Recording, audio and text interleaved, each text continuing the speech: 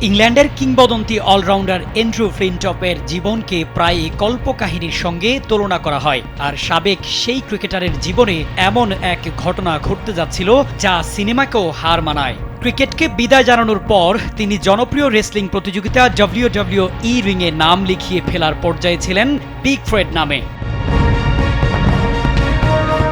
2009 সালে প্রথমবার ক্রিকেট থেকে অবসর নিয়েছিলেন ফ্লিনটফ। এরপর 2014 সালে সব ধরনের ক্রিকেটকে চূড়ান্ত বিদায় জানান। ক্রিকেট থেকে দূরে থাকতে পরিবার নিয়ে দুবাই চলে যান। তখনই হঠাৎ জীবনে আসে WWE-তে নাম লেখানোর প্রস্তাব। দ্য ওভারলেপ অনুষ্ঠানে ফ্লিনটফ জানিয়েছেন, দুবাইয়ে বসে তিনি ভাবছিলেন এখন কি করব। তখনই TV show a league of their own এর জন্য মজা করতে করতে আন্ডারটেকারের সঙ্গে লড়াইয়ের পরিকল্পনা করেছিলেন। সেটিই পরে WWE-র কাছে পৌঁছে যায়। ফ্লিনটফ বলেন, শৈশবে WWE খুব পছন্দ করতাম।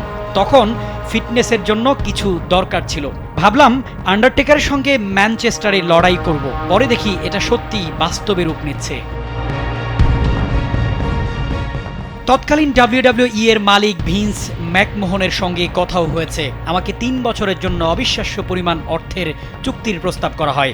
রেসলিং একাডেমিতে ট্রায়াল দিতে গিয়ে অবশ্য ভেঙে ফেলেন পাঁজরের হাড়। তবুও WWE তাকে চুক্তির প্রস্তাব দেয় এবং প্রতিশ্রুতি দেয় 18 মাসের মধ্যে তাকে রেসলিংয়ের বড় 2 ইভেন্ট রেসেলমেনিয়া ও রয়্যাল রাম্বেলে নিয়ে যাওয়া হবে। কিন্তু শেষ পর্যন্ত ফ্লিনটফ পরিবারকেই প্রাধান্য দেন। সন্তানদের ক্রিকেটের প্রতি আগ্রহ এবং আমেরিকায় না যাওয়ার ইচ্ছার কারণে WWE প্রস্তাব ফিরিয়ে দেন। পরে বক্সিংয়ে পা রাখেন এবং একটি লড়াইও করেন। বর্তমানে ফ্লিনটফ ইংল্যান্ড লায়ন্স দলের কোচ হিসেবে কাজ করছেন। 2022 সালে টপ গিয়ার অনুষ্ঠানের গাড়ি দুর্ঘটনায় গুরুতর আহত হওয়ার পর দীর্ঘদিন আড়ালে ছিলেন। সেখান থেকে সেরে ওঠে 2023 সালে আবারও ক্রিকেট সেটআপে ফিরেছেন। ফ্লিনটফের কথায় স্পষ্ট, ক্রিকেট মাঠের বাইরে বিগ ফ্রেড নামে WWE রিং কাঁপানোর সুযোগ তিনি পেয়েছিলেন ঠিকই, তবে শেষমেশ জীবনের সবচেয়ে বড় লড়াইয়ে জয়ী হয়েছেন পরিবারের জন্য।